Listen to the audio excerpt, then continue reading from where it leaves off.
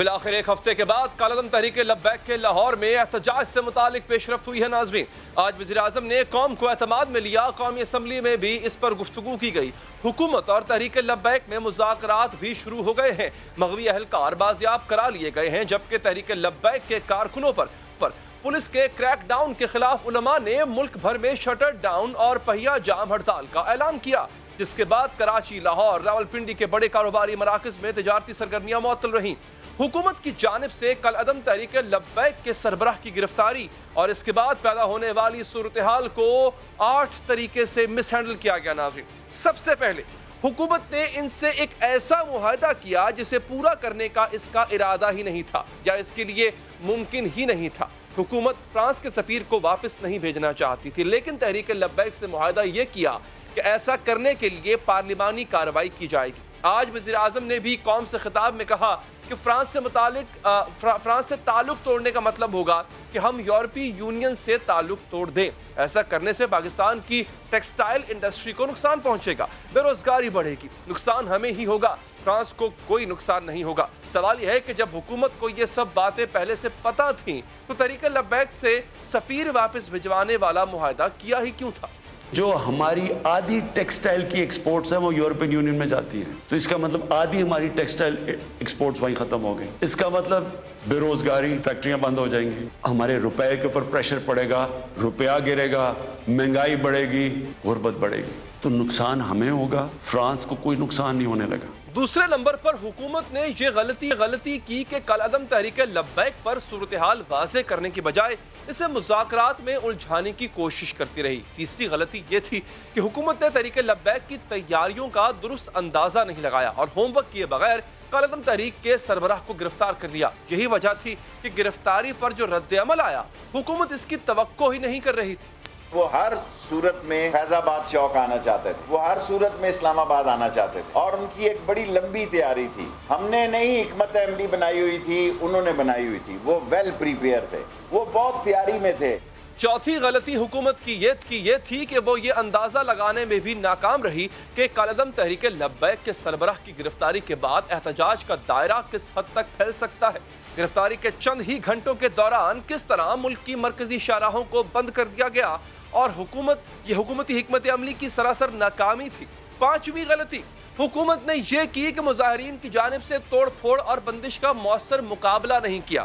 مظاہرین کے ہاتھوں پولیس کی درگت بنوائی گئی اور اگر مظاہرہ کرنے والوں میں سے کوئی پولیس کے قابو میں آ جاتا تو اس کے ساتھ بھی انتہائی نامناسب سلوک کیا جاتا۔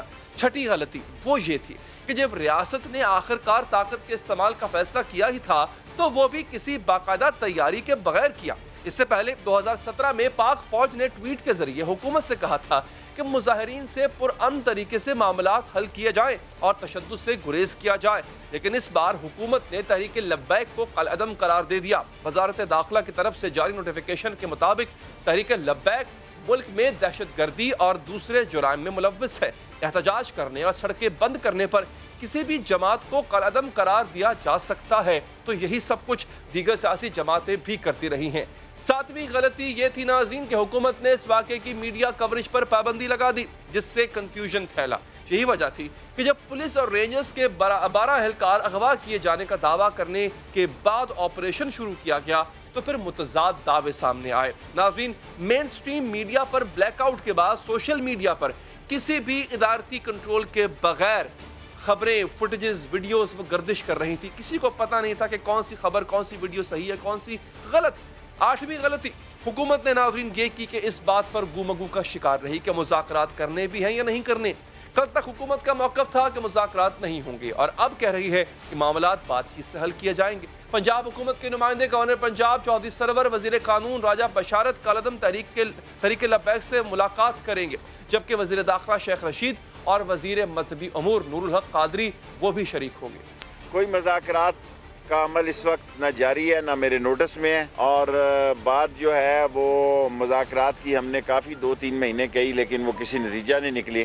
ہم نے مذاکرات کا دروازہ کھلا رکھا تھا، آپ آ جائیں، اسپیکر صاحب ایک پارلیمانی کمیٹی کو نامزد کرے گی اور اس کے سامنے अपना मौक़िफ़, आपका जो ड्राफ्ट है, आप जो कुछ चाहते हैं उसके सामने आप पेश करेंगे। अगर हुकूमत ये 8 गलतियां न करती तो इस वक्त सूरत हाल कहीं मुख्तलिफ होती।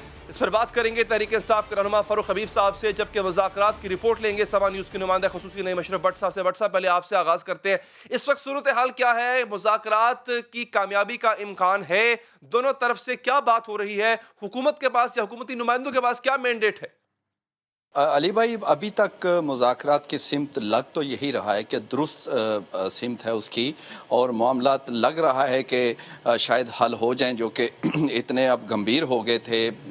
यहाँ पर लोग हलाक हुए, शहीद हुए पुलिस वाले, और इस तरह की मामलात के बावजूद अब जो मुज़ाकरात के 2 अदवार हो चुके हैं, उसमें होपफुल, ख़ास तौर पे जो दूसरा था दौर मुज़ाकरात का, वो बड़ा ही होपफुल था। पहले में तो 3-4 घंटे जो मुलाकात हुई उसमें ये हुआ अच्छी बात कि सीज़ फायर दोनों जानिब से हुआ, और जो पोजीशन थी तसादुम की उससे दोनों यानी पुलिस भी और जो कलअदम तंजीम के कारकुन है वो भी पीछे हट गए, और उसके बाद फिर दूसरा दौर उसी एक कामयाबी की वजह से चला दूसरा, और उसमें उन्होंने फिर मुतालबात सामने रखे, और वो सबको पता है जो 4-5 मुतालबात हैं उनमें से अक्सरियत जो है वो वफाक के मामलात थे। इसीलिए जो गवर्नर पंजाब चौधरी सरवर और राजा बशारत, ख़ास तौर पे ये नाम अहम है, राजा बशारत जो वज़ीर कानून हैं, होम मिनिस्ट्री भी वही देखते हैं पंजाब की, और वो माहिर हैं, अभी से नहीं बल्कि चौधरी परवेज़ लाही जब वज़ीर आला थे उस वक्त भी यही हर मामले में मुज़ाकरात हर एक से करते थे और कामयाबी होती थी। वही उन्होंने ब्रेक थ्रू थोड़ा सा किसी हद तक करवाया, और मामलात इतने ज़रूर हो गए कि अब आप देखें कि तीसरे दौर के लिए वज़ीर दाखिला, वफाकी वज़ीर दाखिला शेख रशीद इस्लामाबाद से आ रहे हैं और नूरुल हक कादरी आ रहे हैं। अब आप देखें कि एक तरफ तो शेख रशीद से बहुत ज़्यादा टेंशन थी तंजीम के कारकुनों की, लेकिन अब उन्हीं से मुज़ाकरात हो रहे हैं। तो इसका मतलब ये है कि जो पहले 2 बैठक हुई हैं उन दोनों बैठकों में जो राजा बशारत हैं या चौधरी सरवर, इनकी कुछ कामयाबियाँ हुई हैं, तो ये तीसरी की, और उन लोगों से तीसरी मुलाकात की नौबत आई जिनसे वो बिल्कुल उनका नाम सुनना नहीं चाहते थे, लेकिन अब वो आ रहे हैं, और तकरीबन आपके प्रोग्राम के वक्त जो है अभी वो मुज़ाकरात बिल्कुल शुरू होने वाले हैं, और लगता ये है कि 1-2 घंटे ज़्यादा देर नहीं होगी अब, क्योंकि वो मैंडेट दोनों लेकर आ रहे हैं प्राइम मिनिस्टर का। ज़ाहिर है वज़ीर दाखिला खुद वो अथॉरिटी हैं, दूसरे वज़ीर हैं मजहबी अमूर के नूरुल हक कादरी, प्राइम मिनिस्टर की जानिब से वो आ रहे हैं, तो वो जो मुतालबे तो उन्हें पहले ही पता है, यानी वो डिसाइड करके आ रहे हैं कि किस हद तक बातें माननी हैं और किस हद तक मनवानी है। गवर्नमेंट की एक ही डिमांड है, और वो है कि कल आप जो आपने कॉल दी हुई है वो मनसूख करें लॉन्ग मार्च की, और इसको बात को बढ़ाएं ना, और सेटलमेंट की तरफ जाएं। ये भी हो सकता है अली भाई कि फेस सेविंग के लिए हुकूमत को भी तो फेस सेविंग चाहिए, उसके लिए कुछ चीज़ें डिले कर दी जाएं, लेकिन उनकी अंडरस्टैंडिंग ज़रूर होगी और ज़मानतें हो जाएंगी। अगरचे वो चीज़ें स्पेसिफिकली आप समझ रहे होंगे, नाजरीन भी अब समझदार इतने हैं, बाशऊर हैं कि उन्हें समझ आ रही है कि कौन सी 5 में से 2-3 ऐसी शर्तें हैं कि जो लिखी नहीं जाएंगी, लेकिन उसकी अंडरस्टैंडिंग हो जाएगी, और 1-2 महीने बाद वो भी मामलात हल हो जाने हैं। इसलिए इतने एतमाद से जो है वो ये दोनों वफाकी वज़रा लाहौर आए हैं, और मुज़ाकरात की तीसरी बैठक हो रही है। पहले 2 अगर मुस्बत ना होते तो ये तीसरे की नौबत कम से कम ऐसे नहीं आनी थी कि 2 लोग इस्लामाबाद से स्पेशली आते, अदरवाइज यहाँ पर ही 3-4 अदवार और हो जाने थे इन्हीं 2 लोगों के। तो इसलिए ये होपफुल है। अब देखते हैं कि जो कलअदम तंजीम की जो 5 रुकनी कमेटी है वो किस हद तक लचक दिखाते हैं, उनका भी अहम है, वो भी देखना है कि कितनी बात मानते हैं, कितनी मनवाते हैं। बहुत बहुत शुक्रिया, आपने हमें अपडेट किया। बात करेंगे फारूक हबीब साहब से। फारूक साहब, आपके वक्त का शुक्रिया। आप अगर ये जानते थे कि ये आपके लिए मुमकिन नहीं है, जैसे कि आप वज़ीर आज़म साहब ने खुद कहा कि अगर हम सफ़ीर को निकालते हैं तो फिर हमारा ताल्लुक यूरोपीय यूनियन से टूट जाएगा, खत्म हो जाएगा, तो इसका मतलब है कि आपके लिए पहले भी मुमकिन नहीं था, अब भी मुमकिन नहीं है। तो जब आपने काम करना ही नहीं था तो फिर आपने मुआहदा किया ही क्यों? मुआहदे में आपने गुंजाइश रखी क्यों? आपने इनको असल हकीकत क्यों नहीं बताई पहले दिन से? देखें, बात यह है کہ معاہدہ جو ہے وہ ہم نے اپنے لوگوں کو انگیج کیا ہے، یہ بھی پاکستان کے شہری ہیں اور اپنا ایک نقطہ نظر رکھتے ہیں، اور اس نقطہ نظر سے میرے خیال میں نہ آپ کو اختلاف ہو سکتا ہے نہ ہمیں اختلاف ہو سکتا ہے۔ وہ نقطہ نظر جو ہے وہ ناموس رسالت کے حوالے سے ہے کہ مغرب کے اندر، ویسٹ کے اندر جو ہے وہ نبی پاک صلی اللہ علیہ وسلم کی توہین کے حوالے سے جب چیزیں سامنے آتی ہیں تو پوری امت مسلمہ کے اندر 1.5 ارب سے زائد کے جو مسلمان ہیں ان کے جذبات مجروح ہوتے ہیں۔ اسی چیز کا اظہار جو ہے وزیر اعظم عمران خان صاحب نے اقوام متحدہ کے فورم پہ بھی کیا، OIC جو اسلامی کانفرنس ہے اس کے اوپر بھی کیا۔ اس کے بعد جب یہ فرانس والا معاملہ آیا تو وزیر اعظم عمران خان نے تمام اسلامی ممالک کی لیڈرشپ کو خطوط بھی لکھے کہ ہمیں ایک آواز بننا ہے، متحد ہو کر ہم یورپ کو، یورپین یونین کو اس بات کے اوپر لے کر آئیں کہ نبی پاک صلی اللہ علیہ وسلم کی جو توہین ہے اس سے ہمارے جذبات کو، دلوں کو ٹھیس پہنچتی ہے۔ معاہدہ کیوں کیا؟ اب میں اسی طرف آ رہا ہوں، دیکھیں میں اسی طرف آ رہا ہوں۔ دیکھیں جب کوئی آپ کی ملک کے اندر کوئی آرگنائزیشن، کوئی گروپ جب احتجاج کرتا ہے اس کے ساتھ آپ نیگوسیٹ کرتے ہیں۔ ایک بہت زیادہ اس چیز کو من سے انٹرپریٹ کیا جا رہا ہے کہ معاہدے میں یہ لکھا گیا کہ فرانس کے ایمبیسڈر کو نکالا جائے گا۔ قطعاً یہ چیز جو ہے اس معاہدے کا حصہ نہیں ہے۔ اس کے اندر بڑا واضح لکھا ہوا ہے کہ اس تمام صورتحال کو، چیز کو ہم پارلیمنٹ کے اندر لے کر جائیں گے، اور ہم اسے پارلیمنٹ میں لے کے جانے کی تیاری کر رہے تھے۔ جب مین وائل اس قسم کے احتجاجوں کو سڑکوں پہ لا کر شروع کرنے کی تیاری بھی ہو گئی اور ویڈیو بیانات بھی آنا شروع ہو گئے، ابھی تو 20 اپریل کا وقت پورا نہیں ہوا تھا، آج بھی جو ہے اس کے اندر ایک دن باقی ہے۔ دیکھیں یقیناً ہمیں وہ تمام چیزیں جو کہ پارلیمان کے اندر ایک کولیکٹیو وزڈم ہے، اور وہاں پر تمام پورے پاکستان کے تمام لوگوں کی نمائندگی موجود ہے۔ دیکھیں یقین ہمیں اس کے اوپر، پارلیمنٹ کے اوپر اس چیز کو لے کے جانے میں، ڈسکس کرنے کے اوپر کسی قسم کا کوئی اعتراض نہیں ہے، لیکن جو بنیادی چیز ہے وہ یہ سمجھنے کی ضرورت ہے کہ ہم اپنے ملک کے اندر جلاؤ گھیراؤ کر کے، املاک کو نقصان پہنچا کر، لوگوں کی زندگی کو اجیرن بنا کر ہم کس کا فائدہ کر رہے ہیں، کس کو فائدہ پہنچا رہے ہیں۔ جلاؤ گھیراؤ کیسے شروع ہوا؟ بالکل ٹھیک سر، آپ کے کیا علم میں نہیں تھا؟ اور ماضی ہم بہت دور نہیں جائیں گے، 2017 اس کے بعد 2018 میں بھی دوبارہ یہ آئے تھے ایک دفعہ، آپ نے ماضی سے کچھ نہیں سیکھا؟ آپ کو علم نہیں تھا کہ اگر آپ علامہ سعد رضوی کو گرفتار کریں گے اس کے اثرات ہوں گے اور پھر پورے ملک میں ہوں گے؟ کیا اس گرفتاری کے بعد فوراً آپ کی کوئی تیاری نہیں تھی؟ شیخ رشید صاحب کے اپنے الفاظ ہیں کہ ہماری تیاری نہیں ہے، آپ نے صوبے کو نہیں بتایا، آپ نے کراچی کو نہیں بتایا، آپ نے پشاور کو نہیں بتایا کہ ہم یہ کرنے جا رہے ہیں، آپ لوگ سنبھل کے رہیے گا۔ آپ کی کوئی تیاری نہیں تھی سر؟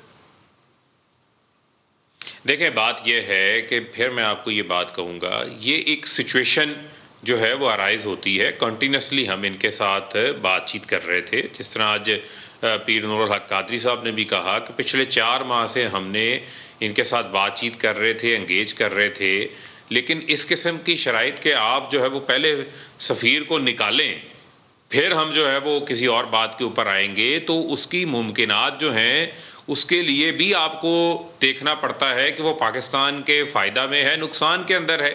جہاں تک رہ گئی بات ریاست کی ناموس رسالت کے حوالے سے معاملت کرنے کو، وہ تو ریاست کرے گی، لیکن جو نہیں جو آپ بات کر رہے ہیں اسی سے ریلیٹڈ میں بات کر رہا ہوں۔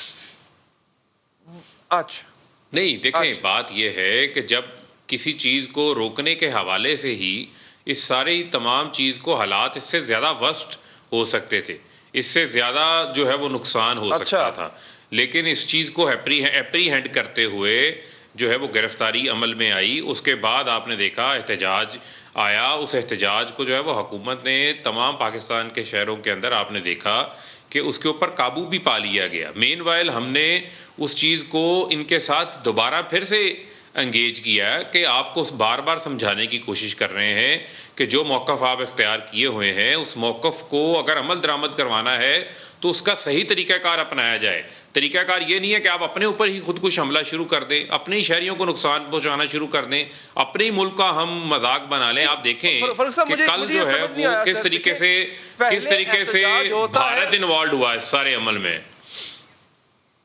آپ یہ دیکھیں نا، کل بھارت جس طریقے سے انوالوڈ ہوا، انہوں نے ایک منظرنامہ پیش کرنے کی کوشش کی کہ ملک کے اندر کو خانہ جنگی کی صورتحال ہے۔ آپس میں لڑائی کریں گے نہیں میں مدعا نہیں ڈال رہا. اگر آپس میں لڑ پڑیں گے سر, دشمن تو فائدہ اٹھائے گا اس کا. آپ اور میں آج لڑتے ہیں, اگر آپس میں گتھم گتھا ہوتے ہیں, دشمن فائدہ اٹھائے گا اس میں کوئی شک نہیں ہے. وہ دشمن اس کا کام ہے دشمنی کرنا.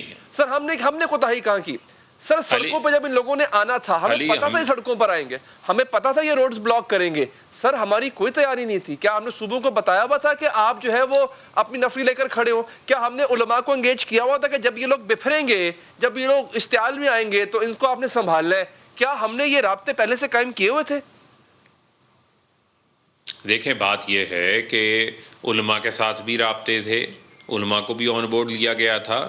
اور پھر میں آپ کو بات تو یہ ہوتی ہے کہ وہ چیز چھپانے کے لیے ہو نا, چھپانے کے لیے نہیں ہے. ایک سٹیٹڈ موقف ہے. پرائم منسٹر آف پاکستان جو ہے وہ سٹیٹ کے سٹانس کو ریپریزنٹ کر رہے ہیں, تگڑے انداز سے کر رہے ہیں, ٹھوس انداز سے کر رہے ہیں. ان کی بات جو ہے وہ دنیا کے اندر سنی جاتی ہے. وہ پاکستان کے اندر بسنے والے وہی عاشقان رسول کی ہی نمائندگی کر رہے ہیں. وہی شخص جو مدینہ کی دہلیز کے اوپر اترتا ہے تو تعظیم کے اندر پاؤں سے جوتی اتار دیتا ہے. وہی عمران خان جو ہے جب اس نے اقوام متحدہ میں بات کی تو پورے پاکستان نے اس کو اپریشیٹ کیا. اسی طریقے سے ہم قطعاً یہ نہیں چاہتے کہ پاکستان کے اندر ہمارے اندرونی حالات میں اس قسم کی صورتحال بنے نا. شہری تو پاکستان کے ہی ہیں. اب آپ دیکھیں کہ پولیس کے 800 لوگ زخمی ہوئے, کئی لوگ جو ہیں وہ پولیس کے شہید ہوئے. دونوں طرف سے جو ہے وہ اس کا نقصان ہوا. الٹیمیٹلی نقصان کس چیز کا ہوا؟ پاکستان کا ہو رہا ہے نا. تو ہمیں یہاں پر ایک قومی ذمہ داری کا ثبوت دیتے ہوئے قومی سوچ اپنانی ہے. اس حوالے سے پوری قوم نے اس معاملے کے اوپر اس مسئلے کو لڑنا ہے. اس مسئلے کو پوری دنیا میں ہم نے یہ باور کروانا ہے کہ ناموس رسالت کے اوپر جو توہین ہے اس کا سلسلہ بند کیا جائے. اس کے لیے وزیر اعظم عمران خان کی تائید کریں اور وہ آپ کے مقدمے کو مؤثر انداز سے پیش کریں گے. جہاں تک رہے گی بات اندرونی معاملات میں, وہ اس کو ہم معاملات کو ٹھیک کر رہے ہیں. اگر آج مذاکرات کامیاب دیکھیں بات یہ ہے کہ آپ مذاکرات کام ہوتے ہیں تو کیا مینڈیٹ ہے سر ان کے پاس جو لوگ گئے ہوئے ہیں مذاکرات؟ دیکھیں بات یہ ہے کہ ہمیشہ آپ کے بات چیت کے دروازے کھلے رہتے ہیں, اوپن ہوتے ہیں, اور آپ اپنے لوگوں کو کنونس کرتے ہیں. اور ہم بھی ان کے ساتھ اسی چیز کے اوپر انگیج کیے ہوئے ہیں, بات چیت کر رہے ہیں. جس طرح آپ نے دیکھا کہ کل دونوں طرفہ جو ہے وہ اس کے اوپر معاملات بہتر ہو گئے, اور اب حالات دوسرا راؤنڈ بھی ہو چکا ہے, اس کے بعد تیسرا راؤنڈ ہوگا. تو مجھے ہم پر امید ہیں کہ معاملات جو ہیں وہ قابو میں آ جائیں گے. دیکھیں ہم اسی بات پہ کنونس کر رہے ہیں نا کہ جو طریقہ کار ہے اس دیکھیں ہم تو اسی چیز کو بیان کر رہے ہیں کہ جو طریقہ کار ہے اس طریقہ کار کو بدلنا ہوگا, اور ہم اپنی سوچ کو سڑکیں بلاک کر کے املاک پہنچا کر نافذ العمل نہیں کر سکتے. ہم آپ کی ہی آواز کو جو ہے وہ آگے پہنچا رہے ہیں اور اسی کے اوپر عمل درآمد کروانے کی کوشش کر رہے ہیں. آج وزیر اعظم نے جتنی بڑی بات کی ہے, آج سے پہلے تو نہیں ہوئی.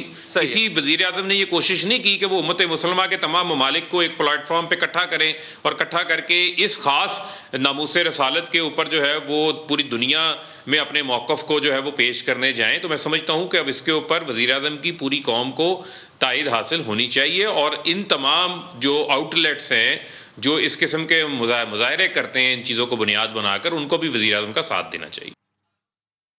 ٹھیک ہے فاروق حبیب صاحب, بہت بہت شکریہ آپ کے قیمتی وقت کا. ایک وقفہ لیں گے, وقفے کے بعد آپ کو بتائیں گے چوتھا وزیر خزانہ لانے کے بعد اب عمران خان صاحب حکومت کی کیا ایکسپیکٹیشنز ہیں, کیا امیدیں ہیں, کیا وہ اہداف جن کا دعویٰ کیا جا رہا ہے شوکت ترین صاحب پورے کر پائیں گے اس وقفے کے بعد.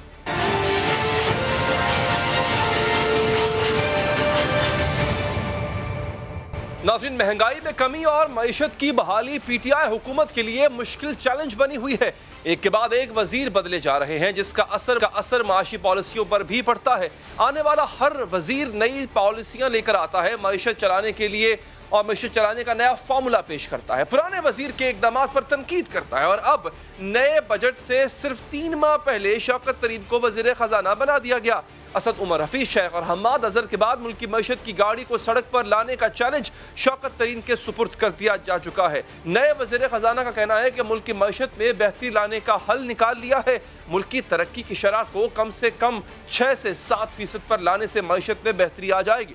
میڈیا سے غیر رسمی گفتگو میں وزیر خزانہ نے کہا کہ عوام کو ریلیف دینے کے لیے مہنگائی کو کم کرنا ہوگا۔ نئے بجٹ کے لیے تیاریاں شروع کر دی ہیں۔ نئے بجٹ کے لیے اہم اہداف کے تعین کا عمل بھی شروع ہو چکا ہے، جس کے مطابق وفاقی ترقیاتی بجٹ میں 150 ارب روپے کے اضافے سے 800 ارب روپے رکھنے کی تیاری کی جا رہی ہے، جبکہ دفاعی بجٹ میں 35 ارب روپے کا اضافہ کرنے کی تجویز دی گئی ہے، جس کے بعد دفاعی بجٹ 1295 سے 1330 ارب روپے ہو جائے گا۔ اس کے علاوہ خدمات، real estate, wholesale, retail sectors میں ٹیکسز بڑھانے کی تجویز بھی سامنے آئی ہے، جبکہ قرضوں پر سود کے لیے 3105 ارب اور سبسڈیز کے لیے 501 ارب روپے رکھے جانے کا امکان ہے۔ ایک جانب مشکل معاشی صورتحال ہے تو دوسری جانب شوکت ترین معاشی حالات میں بہتر لانے کے لیے پرعزم نظر آتے ہیں، لیکن اس مقصد میں انہیں IMF کی پالیسیز کے ساتھ ساتھ حکومت کے اندر سے بھی چیلنجز کا سامنا ہے۔ وزیر خزانہ بننے سے 2 ہفتے قبل انہوں نے حکومت کی معاشی پالیسیوں کو تنقید کا نشانہ بنایا تھا، جس پر 2 دن پہلے PTI حکومت کے سابقہ وزیر خزانہ اور وفاقی وزیر منصوبہ بندی اسد عمر نے شوکت ترین کے موقف کو سختی سے مسترد کر دیا تھا۔ اسد عمر کا کہنا تھا کہ معیشت بالکل درست سمت میں ہے۔ اگر یہ بات ٹھیک ہے تو حکومت بار بار وزیر خزانہ کیوں بدل رہی ہے؟ اسد عمر کو 8 ماہ بعد ہی وزارت خزانہ سے فارغ کر دیا گیا، جس کے بعد حفیظ شیخ 2 سال تک وزیر خزانہ رہے۔ حفیظ شیخ کے 18 دن بعد ہی حماد اظہر سے وزارت خزانہ کا قلمدان لے کر شوکت ترین کو دیا جا چکا ہے۔ اسد عمر جس معاشی سمت کو درست قرار دے رہے ہیں، نئے آنے والے وزیر خزانہ تقریباً 2.5 ہفتے قبل اس کو سنگین صورتحال قرار دے چکے ہیں۔ ان کا موقف تھا کہ شروع میں ہم نے IMF سے بات چیت کرنے میں غلطی کی تھی۔ IMF سے بات چیت سے قبل ہمیں قومی مفاد کو دیکھنا ہوگا۔ حکومت اپنا گھر ٹھیک کرے، جب ہم اپنا گھر ٹھیک کریں گے تو IMF ہماری بات مانے گی۔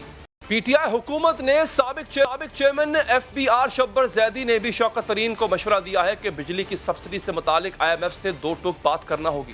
اس وقت شوکت ترین کو سب سے بڑا اور اولین چیلنج نئے بجٹ کی تیاری ہے۔ IMF کی کڑی شرائط کے سائے میں عوامی ریلیف کا بجٹ بنانا شوکت ترین کے لیے خاصا مشکل ہوگا۔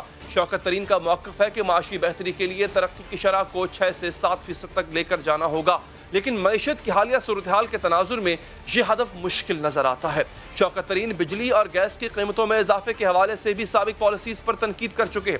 اب دیکھنا یہ ہے کہ کیا شوکت ترین IMF کی شرائط اور عوامی مفاد کے درمیان توازن قائم رکھ سکیں گے؟ اسی پر بات کرنے کے لیے ہمارے ساتھ ماہر معاشی مؤور ڈاکٹر شاہد حسن صدیقی صاحب شکریہ۔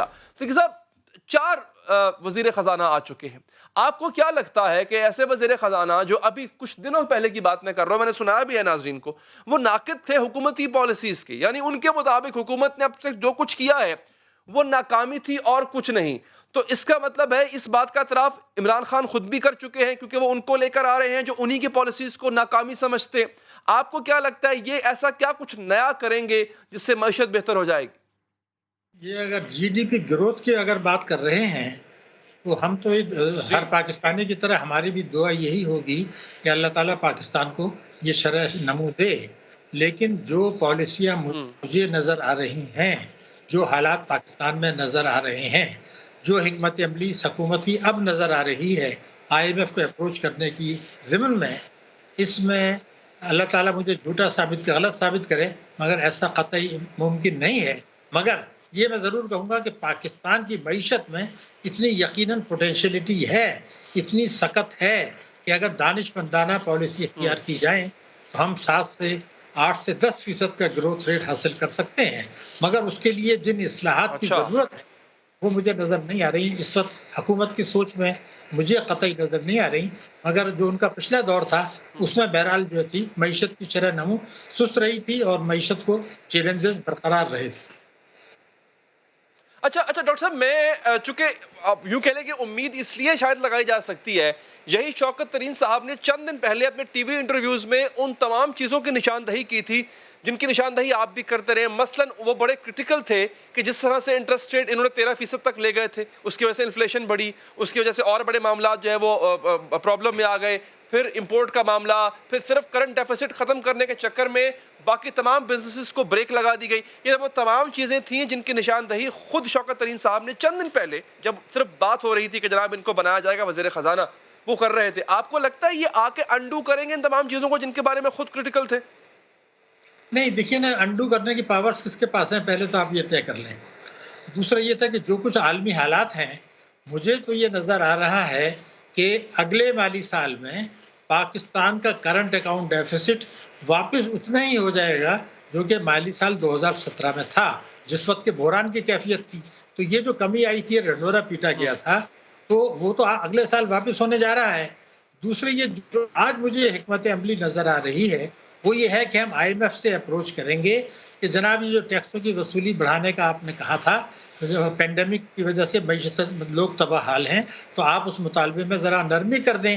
وہ جو آپ یوٹیلیٹیز کے نرخ بڑھانے کی بات کر رہے تھے اس میں ذرا ہمیں ایسا مہلت دے دیں. وہ جو آپ سرکولر ڈیٹ کے لیے شرائط رکھ رہے تھے، جو یہ تینوں چیزیں حفیظ شیخ اور موجودہ گورنر اسٹیٹ بینک نے منظور کی تھی 16 فروری 2021 کو. اب گورنر اسٹیٹ بینک کو اختیارات بھی زیادہ مل رہے ہیں، تو یہ جن چیزوں کی وہ شرح سود اور اس کی بات کر رہے ہیں وہ اسٹیٹ بینک کا جورسڈکشن ہے. دوسری چیز یہ تھی کہ بہتری لانے کے لیے جن چیزوں کی ضرورت ہے اس کے لیے نمبر 1 کابینہ تیار نہیں ہوگی، نمبر 2 پارلیمنٹ تیار نہیں ہوگی، نمبر 3 جو حکمت عملی اپنائی ہے پرائم منسٹر عمران خان نے اور جو ان کو کام سونپا ہے، وہ یہی ہے کہ آپ آئی ایم ایف سے یہ اپروچ کریں کہ جناب جو ہم نے اصلاحات کے وعدے کیے تھے 16 فروری 2021 کو وہ ہم نہیں کر سکتے، آپ ہمیں تھوڑی مہلت دے دیں. تو وہ مہلت اس لیے دیں گے کہ نیو گریڈ گیم کے تحت امریکہ بھی چاہتا ہے کہ پاکستان آئی ایم ایف کے چنگل میں رہے، تو یہ کمپرومائز ہوگا کہ یہ ڈیفر کی جائیں گی پرابلمز کو. یعنی کوئی اصلاح کرنے کا ارادہ قطعی نہیں ہے، البتہ کنسیشنز لیے جائیں گے. اچھا ڈاکٹر صاحب یہ بتائیے گا کہ شوکت ترین صاحب کی جو آمد ہے اس کو کس طرح دیکھ رہے ہیں آپ؟ مطلب ایسا کون سا کام تھا جو اسد عمر صاحب نہیں کر پائے، پھر اس کے بعد حفیظ شیخ صاحب کو لایا گیا، وہ بھی نہیں کر پائے، حماد اظہر صاحب بھی نہیں کر پائے، تو ایسی کون سی اصلاحات ہیں، ایسا کون سا جادو ہے جو کہ شوکت ترین صاحب سے چلانے کی امید رکھی جا رہی ہے جو باقی 3 نہیں کر پائے؟ نہیں دیکھیے نا، امید تو ہمارے ہاں لوگ 1993 سے جتنی حکومتیں آئیں سب نے ایک ہی بات کی، سب نے کامیابی کے دعوے کیے. خود جب انہوں نے استعفیٰ دیا تھا آپ کو فروری 2010 میں، تو سینٹ سے بھی استعفیٰ دیا اور وزارت سے بھی استعفیٰ دیا. تو آخر کیوں دیا؟ کوئی وجہ ہوگی نا. تو اس وقت تو کچھ نہیں ہو پایا تھا، کامیابی کے دعوے اس وقت بھی تھے. دیکھیے پہلی چیز یہ تھا کہ کوئی وزیر خزانہ ہو یا کچھ بھی، جب تک اس کے ساتھ پارلیمنٹ اور کابینہ اصلاحات کے لیے نہ ہو اور جب تک وہ خود ان اصلاحات کو کرنے کے لیے پرعزم نہیں ہو، تو سیاسی تقاریر تو پاکستان میں ہوتی ہیں نا. ہر حکومت کرتی رہی ہے کامیابی کے دعوے. وہی چیز ہو رہی ہے جو پچھلے دور میں ہوئی تھی، جو 1993 سے اب تک تمام حکومتوں نے کی. اور آج بھی ہم 95-96 میں جو ہمارا tax G D P ratio تھا اس سے بہت نیچے ہیں. حقائق کو تو سامنے رکھیے نا. یہ سیاسی بیانات ہوتے ہیں. اب انہوں نے ساتھ میں یہ بھی تو کہا تھا جو آپ نے ریفر کیا کہ 4-5 سال لگیں گے.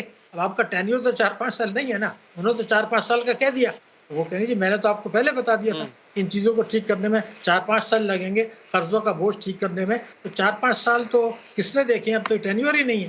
تو یہ تو بالکل سامنے ہے. ہاں آپ یہ طے کر لیں، میں بالکل کہہ رہا ہوں کہ جو 3 وعدے عمران خان صاحب نے تحریک انصاف نے کیے تھے، آج وہ یہ اعلان کر دیں کہ میں اس پر عمل درآمد کروں گا. ایک ٹیکسوں کے سلسلے میں، ایک توانائی کے سلسلے میں، 2 اور تیسرا یہ کہ جو قانون بنایا گیا تھا کہ جو ملک کے اندر اثاثے ہیں جس کی تفصیل حکومت کے پاس ہیں، جنہوں نے ایمنسٹی سے 2019 کی فائدہ نہیں اٹھایا، اس سے قانون کے مطابق نمٹیں گے. تو میں آپ کو یہ گارنٹی کر سکتا ہوں کہ 1 سال میں ہم 7% گروتھ پہ جا رہے ہوں گے.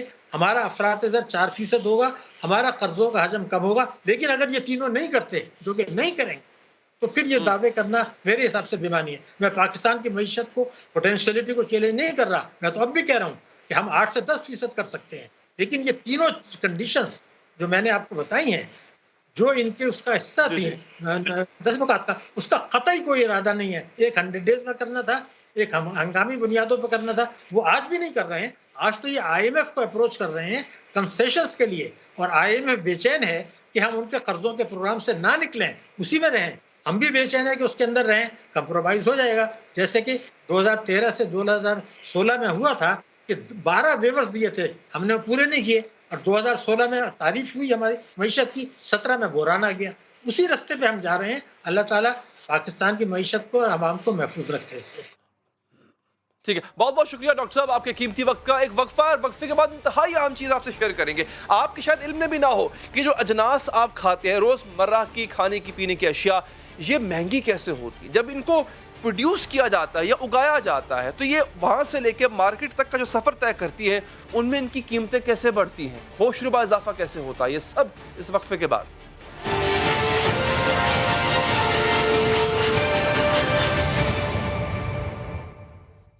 नाज़रीन, रमज़ान अल मुबारक में अशाए खुरोनोश की कीमतें आसमान तक पहुँच जाती है। पाकिस्तान में यह सिलसिला जारी है और साल से जारी है। मगर सवाल यह है कि ज़ख़ीरा अंदोज़ों के और कीमतों में इजाफे के पीछे कौन है, ये क्यों किया जाता है और कैसे किया जाता है।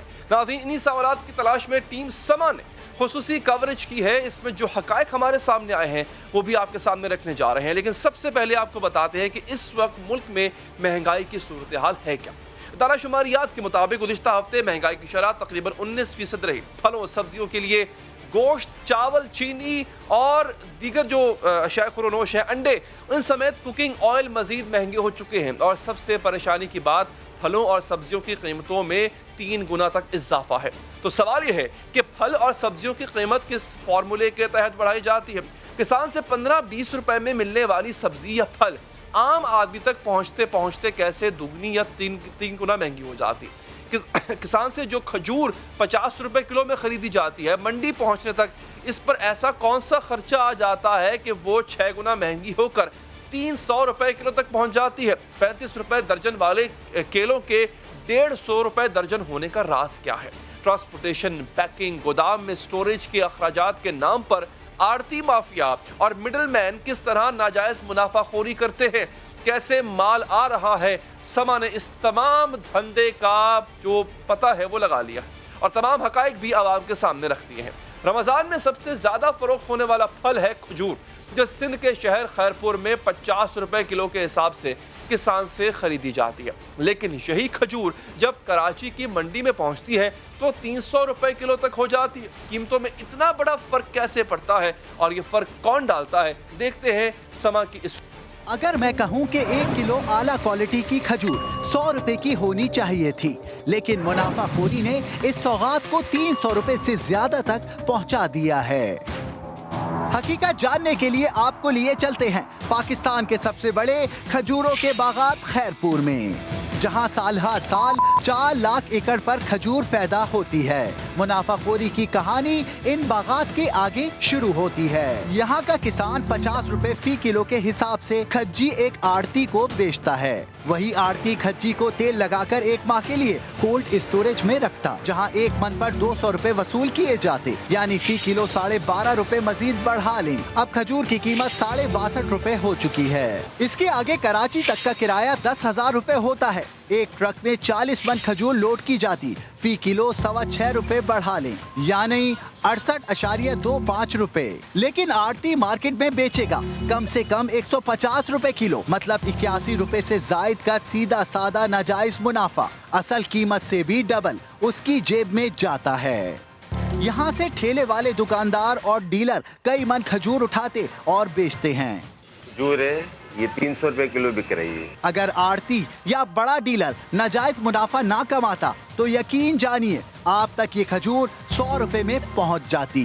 नाज़रीन, फ्रूट चाट में सबसे ज्यादा इस्तेमाल होने वाला फल है केला, इसलिए रमजान में इसकी मांग भी सबसे ज्यादा हो जाती है। लेकिन हर साल की तरह इस साल भी रमजान में केला इंतहाई महंगा मिल रहा है। जब समा ने केले की असल कीमत और इस पर मिडल मैन की नाजायज मुनाफाखोरी का पता लगाया तो हैरान कुन हकाइक जो है वो सामने आए। फरवरी में 100 रुपए के 2 दर्जन, 1 मार्च को 1.5, 1 अप्रैल को 1 और अब आधा दर्जन या इससे भी कम केले मिल रहे हैं। केला वाकई महंगा हुआ या फिर मुनाफाखोरों का सीजन आ गया है, आइए जानते हैं। आरती बड़े जो हरामखोर हैं ये हमारे से लेते हैं 30 रुपए, 30 रुपए, 30 रुपए। सुना आपने, जहां केला पैदा हो रहा है वहां पर कीमत है 1000 रुपए मन, यानी 30 से 35 रुपए दर्जन। अब सुनिए झंग के आड़ती कैसे कीमतों को डबल करते हैं। केला किसान ने हमें महंगा बेचा, इसमें हमारा कसूर नहीं है। भाईजान हम क्या करें, हुकूमत डीजल सस्ता कर दे, हम केला सस्ता कर देंगे। सिंध में बारिशें हुई हैं, काफ़ी फसलें तबाह हो गई हैं, जिसकी वजह से फिर केला फिर अब महंगा मिल रहा है हमें। ये सब झूठ है। पंजाब में केला 300 रुपए दर्जन तक पहुंचाने की मंसूबाबंदी पहले से की जाती है। ये अभी झंग में कम है। लाहौर की रिपोर्ट है मुझे, मैं आपको व्हाट्सएप दूंगा। 6000 से लेकर 6500 तक बेच रहे हैं केला वो, तो 300 रुपए दर्जन उधर बिका है। ये सब आड़ती एक दूसरे से व्हाट्सएप ग्रुप पर जुड़े होते हैं ताकि सब एक साथ कीमत बढ़ाएं। आम दुकानदारों को खास बोली लगाने पर मजबूर किया जाता है। हमारा हुकूमत वक्त से मुतालबा है कि डीजल की कीमत कम करके आवाम को रिलीफ दिया जाए ताकि हम केला लोगों को सस्ते दामों फराहम कर सकें। मार्केट कमेटी आड़तियों के आगे बेबस होती है। सिर्फ छोटे दुकानदारों को पाबंद किया जाता है। सारा खेल इन आड़तियों की जेब में है। ये कितना मुनाफा कमाते हैं, कितना आवाम को निचोड़ते हैं, इनका कोई चेक एंड बैलेंस नहीं। अफ्तारी के दस्तरखान पर और कुछ हो ना हो, पकौड़े और समोसे इस दस्तरखान का लाजमी हिस्सा होते हैं। लेकिन मुनाफाखोर माफिया ने आलू की कीमत बढ़ाकर समोसे पकौड़े खाना भी आवाम के लिए मुश्किल बना दिया। आड़ती माफिया किस तरह आलू को महंगा कर रहा है, समा ने ये हकायक भी सामने ले आए। अब सुनिए आलू की गजब कहानी। आलू मियाँ ओकाड़ा से लाहौर की मंडी में बिकने के लिए निकले। घंटे का सफर झटपट तय हो जाना था। बीच रास्ते ट्रक को ब्रेक लगी तो आड़ती ने कीमतों की रफ्तार बढ़ा दी। आलू की कीमत में चंद घंटों में 15 रुपए का इजाफा, यानी आलू डायरेक्ट मंडी चला जाता तो 35 रुपए बोली लगती। सड़क पर रुक गया तो 50 रुपए में नीलाम हुआ। आलू मियाँ भी ऐसी कहानी पर चकरा जाएं। माफिया जो वो कमा रहा है, पैसे वाला कमा रहा है। माफिया को तो हुकूमत हाथ नहीं डालती। ज्यादा से ज्यादा किसान पे या मजदूर जो बेचने वाले इन पे जो हाथ डल जाता है। तो कोई आड़तियों के बगैर मंडी का काम नहीं है। आड़तियों के दरमियान में से यहाँ तो आड़तियों के निकाले हुकूमत हमें डायरेक्ट दे। कमीशन को गवर्नमेंट ले ना, जो कमीशन आड़तिये ले रहे हैं वो गवर्नमेंट ले। घबराइए नहीं, ये आड़तियों का कीमत बढ़ाने का पुराना बहाना है। कभी डिमांड सप्लाई की कहानी तो कभी बरसात का रोना।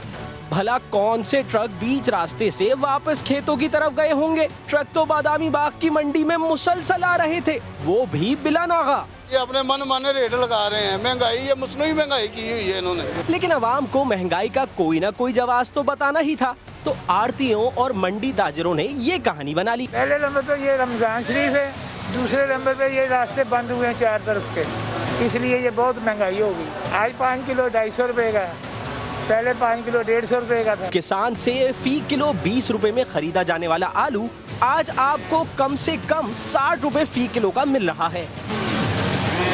गर्मी के रोजों में भूख से ज्यादा शिद्दत प्यास की होती है, लेकिन इन्हीं मुनाफाखोरों ने रिवायती हथकंडे अपनाकर लीमू को मसनूई तौर पर नायाब बना दिया और चंद हफ्ते कबल 100 रुपए मिलने वाले लीमू को 400 रुपए किलो तक पहुंचा दिया। 450 रुपए किलो भाई। आपको लीमू 200 रुपए का मिलना चाहिए, लेकिन मुनाफाखोरी ने आवाम की जेब को ऐसा निचोड़ा कि लीमू 5 से 600 रुपए फी किलो बिक रहा है।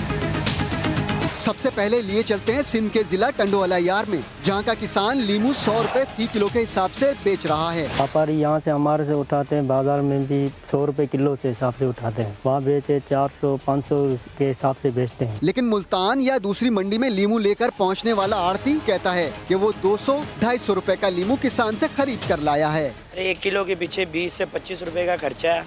उधर जो है 200 से लेके 250 रुपए किलो फी उधर मिल रहा है नींबू, तो इधर खर्चा वगैरह लगा के 300 रुपए किलो पड़ जाता है। लीमू की मुनाफाखोरी में 2 नहीं 3 आड़ती मुलव्विस हैं, जिनमें से हर एक का मुनाफा 100 रुपए फी किलो के लगभग है। और कीजिएगा, पहला आड़ती 50 रुपए का खर्चा लगाकर लीमू के ट्रक मुल्तान लेकर आता है। बोली शुरू होने से पहले अपना 100 रुपए का मुनाफा साइड में रखता है। 31, फिर इसके आगे जितने की डील हुई वो इसका इजाफी मुनाफा। दूसरा आड़ती तकरीबन 300 रुपए का खरीद कर लीमू की दर्जाबंदी करता है और फिर उसे 350 से 400 में फरोख्त कर देता है। खर्चा भी तो पड़ता है ना, किराए का, डीजल है, पेट्रोल है, गाड़ी का एक्सपेंस है, उसके बाद मंडी के खर्चात हैं, मजदूरियाँ हैं, सब कुछ है। वो पड़ने के बाद ये रेट कोई ज़्यादा रेट नहीं है इन एक्सपेंस के बाद। छोटे दुकानदारों की पहुंच इन बड़े आड़तियों तक नहीं होती, बल्कि वो तो तीसरे आड़ती से 10-20 किलो का माल लेते हैं, जो उसे 450 रुपए फी किलो में पड़ता है। 480 बेच रहे हैं, 450 की खरीद है, 30 रुपए किलो में बचा रहे हैं। सरकार 400 रुपए फी किलो कीमत मुकर्रर करती है और इन जैसे कई दुकानदार दर्जा 2M का लीमू भी 500 रुपए से जायद का बेच रहे हैं। अगर लीमू के गिर्द ये 3 आड़ती अपना जायज मुनाफा कमाते तो यकीन जानिए आप तक ये 200 रुपए में पहुंच जाता। ये वो चीजें हैं नाज़रीन जिनका मीडिया के नुमाइंदों ने पता लगा लिया, लेकिन सवाल ये कि हुकूमत इन हकायक तक क्यों नहीं पहुंच पाती है? क्या हुकूमत को नहीं पता होता कि इंतजामिया और जिम्मेदारान को नहीं पता कि ज़ख़ीरा अंदोज़ी और नाजायज़ मुनाफाखोरी के पीछे कौन है और इन किरदारों के खिलाफ क्यों भरपूर एक्शन नहीं लिया जाता? इसी पर बात करेंगे। हमारे साथ मौजूद हैं इस वक्त जमशेद इकबाल चीमा साहब, जिनको आज ही मामून खुसूसी बराए फूड सिक्योरिटी तैनात किया गया। चीमा साहब, बहुत शुक्रिया आपका, नए ओहदे की मुबारकबाद भी। ये सब कुछ आपने देख लिया, सुन लिया, किस तरह से मंडियों में कीमतें ऊपर बढ़ाई जाती हैं, ये मीडिया यहाँ तक पहुँच गया। सर, आप क्या करेंगे अब इस सबको रोकने के लिए, और अब से पहले हो क्यों नहीं पाया, रोक क्यों नहीं पाए इसको? बिस्मिल्लाहिर्रहमानिर्रहीम। देखें, कीमत को कंट्रोल करने के दो तरीके हैं। एक तो ये कि आप एक्सेसिव प्रोडक्शन करें, यानी सप्लाई एंड डिमांड, सप्लाई आपकी ज़्यादा हो या सप्लाई आपकी डिमांड को कम से कम मैच करती हो। अगर मैच करती हो तो कीमत मार्केट में एक फेयर प्राइस या एक रीजनेबल प्राइस रहती है, प्राइस स्काई रॉकेट नहीं करती या आपके लिए इन्फ्लेट नहीं होती। और दूसरा तरीका जो है वो ये है कि अगर खुदा न खास्ता किसी मुल्क में पैसे थोड़े हैं, ये जो पुरानी इकानमीज़ थी जहाँ पे आप कह लो गुर्बत ज़्यादा थी या रिसोर्सेज थोड़े थे, खुराक पूरी नहीं होती थी, तो वहाँ पे आप कह लें गवर्नमेंट जो है इंटरवीन करती थी कीमत को। वो छापा एक रेट तय करती थी, मैक्सिमम रेट, उससे ज़्यादा बिकने नहीं देती थी। फिर प्राइस मुझे स्टेट होते थे, फिर आप कह लें कि उसको कंट्रोल किया जाता था प्राइसेस को। लेकिन अब अगर आप गौर करें तो शहर बहुत बड़े बड़े हो गए, बाज़ार बहुत फैल गए, मंडियाँ उस तरह नहीं हैं। घरों में बाज़ार, मतलब आप कह लें कि रिहायशी इलाकों में बाज़ार चले गए। तो पिछले कोई आप कह लें कोई 4 साल से 5 साल से पाकिस्तान का एक इशू ये बना हुआ है। ये इशू तो पुराना था लेकिन अब वो बड़ा स्वेल होकर सामने आया है कि पाकिस्तान में की आबादी बढ़ गई है। पिछले अगर 10 साल का हम देखें तो सिर्फ 3 लाख एकड़ नई ज़मीन आबाद हुई है। जो ज़मीन अरेबल लैंड जो है, काबिल काश्त ज़मीन बढ़ी है, वो सिर्फ 3 लाख एकड़ बढ़ी है। और उसके मुकाबले में 48 लाख लोग सालाना 2.2% के हिसाब से बढ़ रहे हैं। 48 लाख बहुत छोटे मुल्कों की आबादी है। जब इतनी आबादी आपकी डेली सालाना बढ़ती है तो उसकी आप कह लें कि एक मिसमैच क्रिएट हो रहा है, आप कह लें प्रोडक्शन में और डिमांड में। लिहाजा यहाँ पे गवर्नमेंट का इंटरवीन करना जो है वो ज़्यादा इम्पॉर्टेंट हो गया है। लेकिन बदकिस्मती से ये मजिस्ट्रेट का जो सिस्टम था वो टूटा हुआ था सिस्टम जो है, या जो ज़िली गवर्नमेंटों का सिस्टम था वो भी उस तरह फाल नहीं था। अब किस तरह इंटरवीन करेगी? चले आप कह रहे हैं मजिस्ट्रेट सिस्टम जो है वो चल नहीं रहा, तो गवर्नमेंट ने क्या सोचा है, क्या मैकेनिज्म बनाया जाए? देखिए, गवर्नमेंट दो मल्टी, मतलब आप कह लें डबल प्रांग स्ट्रेटजी है। एक तो ये कि आप प्रोडक्शन ज़्यादा करें ताकि सप्लाई ज़्यादा हो और डिमांड कम हो, या डिमांड और सप्लाई मैच करे। इस साल आपको ये चीज़ नज़र आएगी, गंदम में नज़र आएगी। गंदम की सप्लाई जो है काफ़ी बेहतर होगी इंशाल्लाह। चावल की सप्लाई हमारे यहाँ ठीक है। वेजिटेबल पे हम बहुत फोकस कर रहे हैं। वेजिटेबल और फ्रूट्स हैं, इनकी कीमतों को, ये पेरिशेबल को हम कंट्रोल करें। इस वक्त जो आप कह लें कीमत पिछले दिनों बढ़ी हुई थी, एक माफिया पिछले आप कह लें कुछ 4-5 साल में बहुत ज़्यादा यहाँ पे आप कह लें अप्रिशिएट हुए हैं, या यू कैन से एनकरेज हुए हैं।